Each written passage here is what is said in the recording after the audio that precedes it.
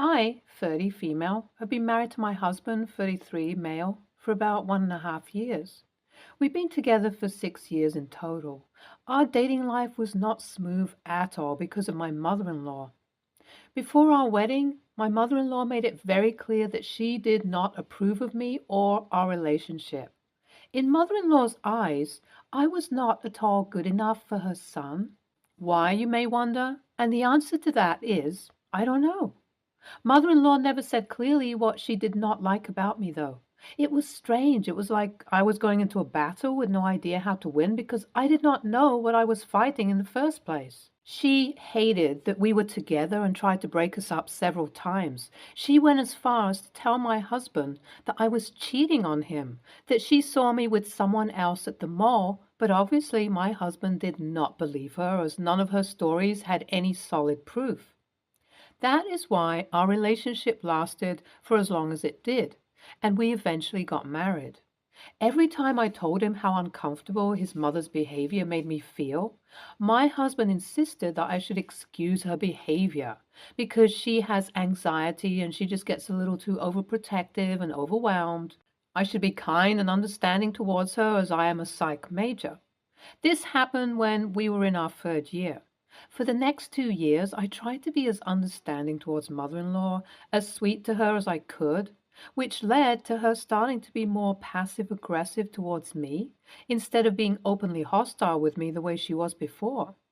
Due to her jabs being more passive-aggressive than openly hostile now, my husband refused to believe that she was still being rude to me. In his eyes, the last time she was openly rude to me was when she lied about me cheating on him. It was a little hopeless for me. Sometimes I felt like I was making a huge mistake by saying yes to my husband because his refusal to believe me was a red flag that I was blissfully ignoring, which is something that I should not be doing. But I chalked it up to being anxious. Recently, about a month ago, I had my birthday. I decided to have something small and personal for my celebration, and I only invited close friends. My in-laws decided to come as my husband invited them. I was not too keen on having mother-in-law over, but by the time I learned he had invited them, it was too late. I only wanted my friends to be there, but here was my mother-in-law, the one person I did not want to deal with. I was friendly with her and I greeted her. I wanted nothing to do with her, but I wanted to be polite. About 4 months before my birthday, I noticed severe pain during my menstruation and noticed how bloated I looked. When I stood on the scale, I noticed I had gained quite a bit of weight, even though there was seemingly no changes in my lifestyle.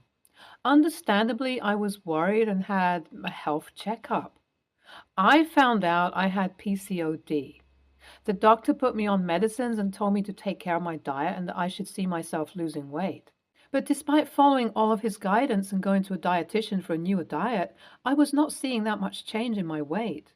My body dimensions were slowly changing, but the weight scale was remaining the same, and that was affecting the way I was viewing myself a lot. That was when I saw this viral dress on TikTok. It was a skin-fit maxi dress that accentuated the curves a lot while also being flattering on every body type. I was scared of ordering it, but I wanted to take a chance, so I did. When I wore the dress, I felt so pretty. I was crying. I had not felt that pretty in a hot minute since my diagnosis, and honestly, it made me feel a lot more comfortable with my body shape and structure. So I decided to wear that dress for my birthday. All of my friends who came over decided to make it a point to compliment my body as they knew about my struggles with it, and I felt very pretty and confident. But I stopped feeling pretty in my dress the moment mother-in-law came in. The way her eyes scanned me up and down with that predominant look of disgust on her face affected me. I tried to not let it show, but in my head, I was scared she was going to comment on my weight or the way the dress looked on my body. And comment is something she did. It was right after I cut the birthday cake. I cut the cake and I was giving everyone a piece. My best friend had made my favorite cake, chocolate sponge cake with butterscotch cream coated in chocolate ganache. And I wanted to have a decent slice. The moment I dug in my fork in the cake, my mother-in-law piped up with, "Are you going to eat that?" When I asked her what she meant, she said, "That is not the right proportion for your body type. Here, let me help." She took about 75% of the cake off my plate. I smiled and thanked her for caring about me while politely pointing out that I wanted to feel a little satiated as I had breakfast a couple of hours ago and lunch would be served another 3 hours later. That is when my mother-in-law decided to show me her gift. It was an all-natural herbal tea and pills that would make you feel satiated so that you do not feel hungry enough. She smiled and told me that as I do not know what self-control is and stuffed my mouth, this would be of help. To say I was offended would be an understatement. I tried to calm myself down. I tried to not get into an argument, but I could not help it. Before I realized what I was doing, I was going off on her. I told her that she has no right to comment on my weight when she does not know anything about my medical history. I am not even obese, and I have been working out. It is my birthday, and I am allowed to enjoy myself on my birthday. She looked a little too stunned to speak. When she finally gained her composure and wanted to fire back, I told her that it would be better if she left. She asked me if I was being serious, and I said I was. I told her that I did not invite her and that my wishes were not respected when she was invited. Mother-in-law was not happy. She asked my husband if he was going to watch me treat her like that. And before he could answer, I told her that this was not on him. This was on me, and I want her to leave. She left begrudgingly, and after a while, my friends succeeded in cheering me up, so I was back in the mood to enjoy their company and the cake. But my husband was not happy at all. Once my friends had left, we sat down for a chat. He asked me why I thought it was appropriate to kick his mother out of the house while he was there. I explained that it was not okay how she was fat-shaming me without knowing about my PCOD.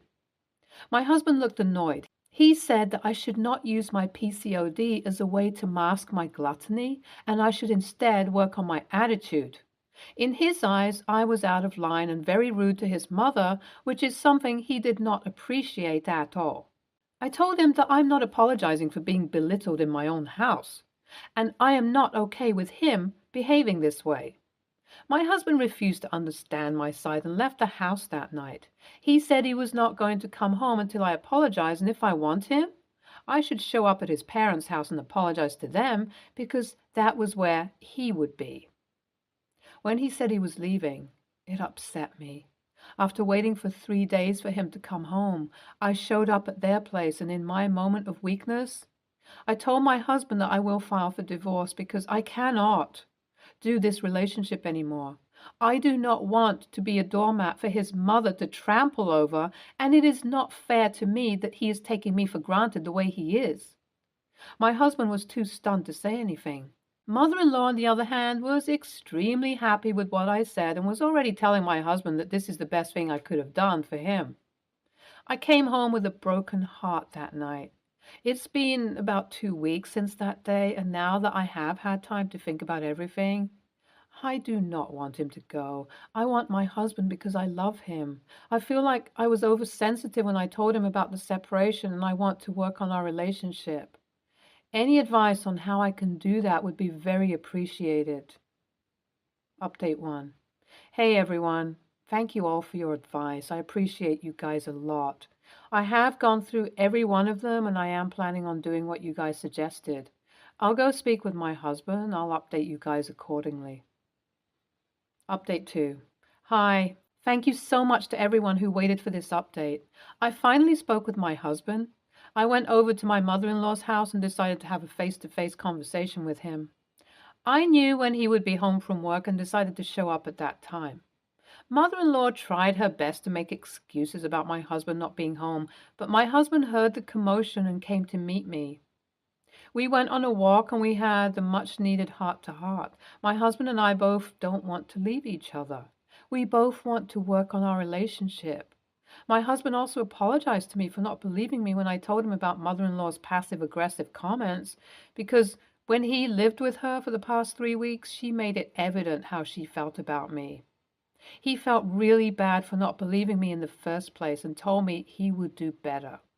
He also told me that he should not have been insensitive towards my body image issues, and while he was away from me, he thought about everything and realized that his mother was indeed very rude to me. Hearing him say all those things was cathartic for me. That night, my husband came home with me. It's been 2 days since he came home with me, and things have been looking up for us. I'm really glad all of you urged me to speak with him. You all saved my marriage. Update 3. It's been 3 months since my last update, and I know I did not update you guys since then. Nothing of significance happened until 2 nights ago. Since my husband came home with me, he had lowered his contact with his mother. I had no idea about this. 2 nights ago, mother-in-law showed up at our place. My husband was running late because he was getting groceries, so it was just us. Mother-in-law was super angry with me. She blamed me for stealing her son from her.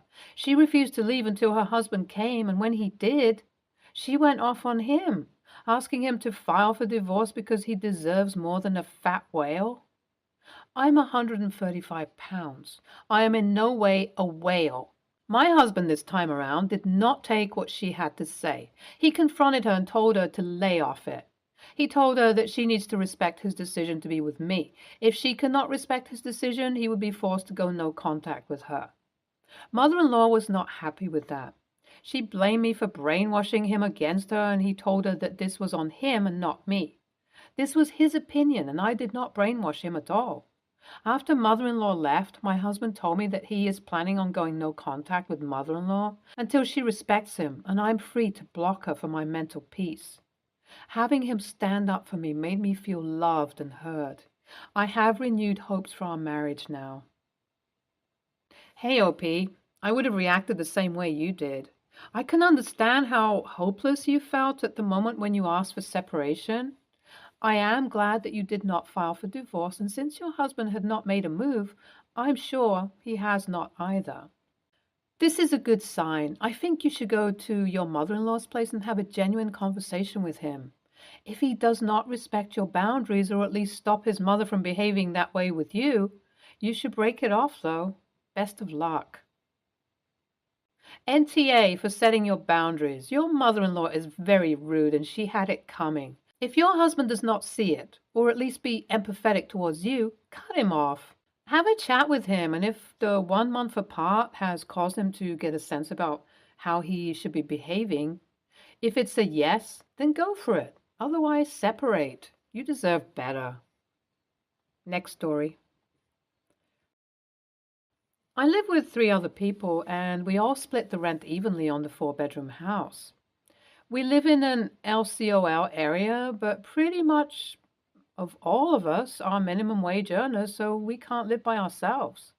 My roommate, Trent, told us he was autistic when he moved in.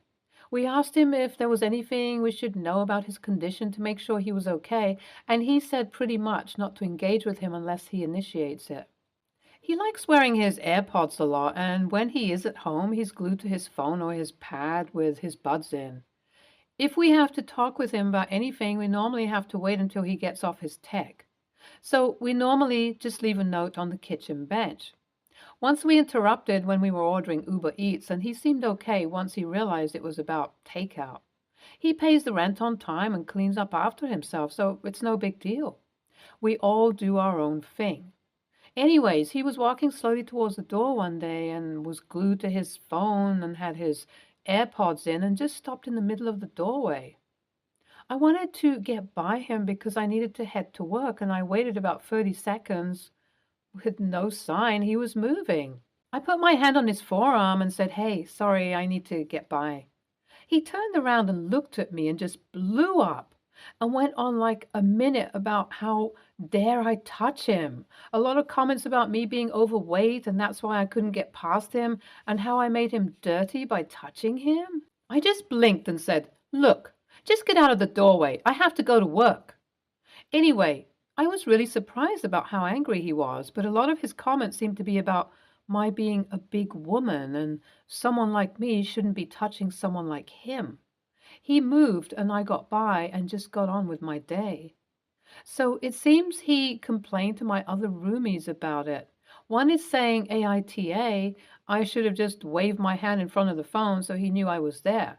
It didn't occur to me to do this, to be honest, but I don't think I'm an AH for not thinking of this. The other is saying Trent is being a bit precious about it all and probably wouldn't have been so snotty about it if I had been a Victoria's Secret model, lol. It's no big deal for me emotionally, it's going to blow over. But AITA for touching him to get him to move? Edit. Hey, a lot of people have made comments about fat phobia or misogyny and that I shouldn't allow people to treat me this way.